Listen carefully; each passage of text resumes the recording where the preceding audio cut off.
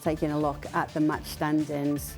Obviously, it's not a great time for Everton right now, but Many and I had been looking at this make-up game as to whether Arsenal would win it so that we could get a clearer picture of how things are looking at the title race when the same amount of games have been played between Arsenal and Manchester City. Well, we're there right now, and Arsenal are 5 points clear of their closest rivals, Manchester City, as it stands. Don Hutchison is with us now, who was on the call for this game today between Arsenal and Everton. How good are Arsenal right now, Don? Unbelievable, Kay. I mean, there's context around the game because for 40 minutes of the game, I thought Everton, the away side, were absolutely fantastic. They never really looked like scoring, but they broke really well about 4 or 5 times. And then Saka scores the first goal on 40.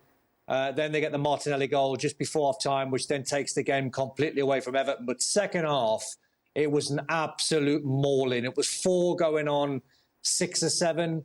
There was Ole's with about 20 minutes to go. They were keeping hold of the ball. Zinchenko was another top performer. I had Martin Ødegaard as my man of the match. He scored 1 goal. Martinelli got 2, but he ran the show. And then the perfect night on Mikel Arteta. He brought players off. He rested players. He then gave minutes to other players like Smith Rowe. And the stadium, Kay, with about, 30 minutes to go, was absolutely bouncing. They had to work hard for the game, don't get me wrong, for the first half when they got the 2-0 lead.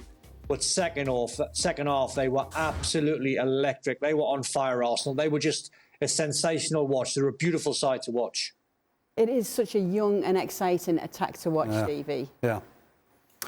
Well, I think it's being backed up with some great experienced and better than average pros. You know, Xhaka for a long time in the Premier League was looked upon as just a good player who had had his time at Arsenal, and it was time to move on. That was until Arteta appeared. This is not the same player. Not the same player. I don't know what Arteta's telling them. I don't know what he's doing with them. But this guy has taken a step forward and is a huge part of Arsenal being top of the league. It's certainly not something we would have said about Xhaka.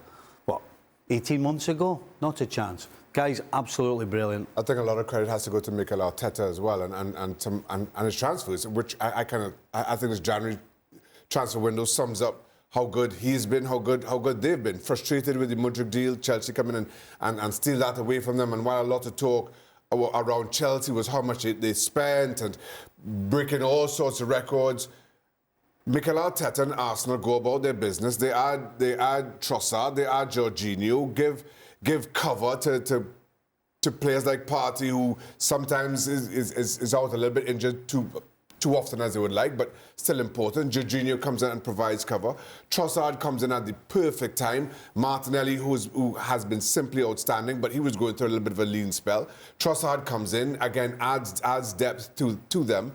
And it just seems absolutely seamless. And we're talking about a team sitting top of the table, not breaking the bank, bringing in players to add to this squad and make them better at the same time. And it speaks volumes to a manager who was under so much pressure, 12 or 18 months ago, now has them looking as good as anybody in not just English football, but in European football. Now has them as title favourites when we look at the odds makers. It's slight right now, but Arsenal are the title favourites as it stands at the top of the table with that 5-point lead. Would you bet against them, Casey Keller? Not necessarily from what I've seen. What I think is been a big credit was after the loss to Man City, the way they bounced back and just it didn't get to them. I think if we had seen a waiver after that, and maybe there'd been a series of bad results, but they've reacted how you need to react. The fact that the competition level in this league is so strong. And the fact that you're just going to go run away with it isn't going to happen. So you're going to have the odd result not go your way. But if you can consistently pick up the points, and they've proven that so far, that they can have the odd result and then take right back off. You know, when you do a pros and cons list, I'm going to come to you with this, Don. If you're going to do the pros for Arsenal over Manchester City to win the title this season, what are they? It's difficult. I mean, the pros have got momentum for sure. They're a young side. That might actually go against them. So that's a little bit of a contradiction from my part. But when you're flying and you're winning games at the top of the league, and the big pros is they're 5 points clear. I don't think anyone at the start of the season would have had Arsenal top of the league 5 points clear. And the tricky thing, I think, for them a couple of weeks back when they went through a tricky few results and they lost a couple of games and drew one, I think, against Brentford. The Villa game, I think, is the turning point. They were 1-0 down in the Villa game. They got it back to 1-1.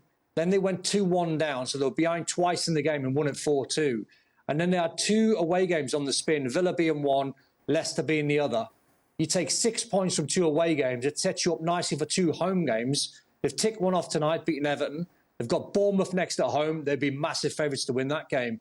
So whenever they're winning games, you know, they're keeping that distance of 5 points. And I think, correct me if I'm wrong, I think Man City play an FA Cup game in a couple of weeks' time where obviously they're not going to play a Premier League game, but Arsenal do. So potentially the gap could be 8. So all of a sudden, psychologically, you know, City have got to try and reel them in, and they could be 5 behind, they could be 8 behind. So momentum, certainly, I think, for Arsenal. Obviously, Stevie, you've come around to Arsenal in the title race this year, but what are the potential pitfalls for them at this stage? Injuries. That's about it. If they don't have any injuries, I don't see anything changing. You know, Xhaka's talking about the players they brought in, which makes them a bigger and a stronger squad. And the players that he brought in, Trossard and particularly Jorginho, have shown that already they know how to play the Arsenal way, or the Arteta way, whatever it is Arsenal do, they already look as though they're fitted in. And so for Arsenal, it's just about what they do. They don't care who the opposition is. It's immaterial to them. This is how we play, and when we play at our best, we'll take anybody on. And they're just going along and doing what they do. So for me, the only thing that upsets this is injuries. Because defensively, I think they're the strongest team. In the middle of the park, they're as good as anybody. And going forward, I mean, potentially they're going to get better going forward because of the age of their players. So, absolutely. Gabriel Jesus started training again. Arsenal are where they should be, top of the league. I'm the only thing, I've been saying this. I think during the course of any season, every team goes through a bit of a rough patch, and it's how you manage that rough patch that almost determines where you finish. I'm not sure that Arsenal has had that, but then, to Casey's point, every time they've had a little bit of a setback, Arsenal just responded. Everton beat Arsenal a few weeks ago. Who would have thought? Who would have thought that, judging from this performance?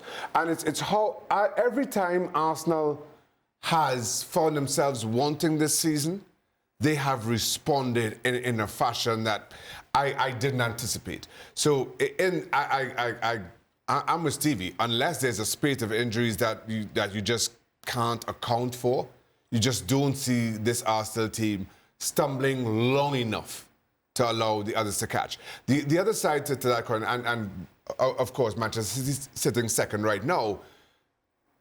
The Champions League, for me, is still City's holy grail. You can understand if, as long as Arsenal remains in the Europa League, Arteta decides to make changes in the Europa League, where I don't think Pep Guardiola has that luxury in the Champions League. They have to win. They need to be winning the Champions League. So that, too, plays into Arsenal's hands.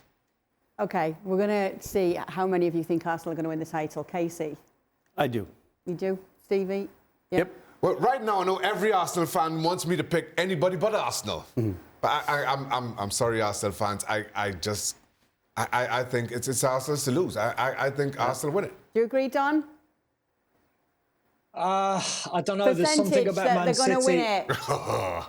55-45 in their favour. They look at the 5-point difference and a 5% little...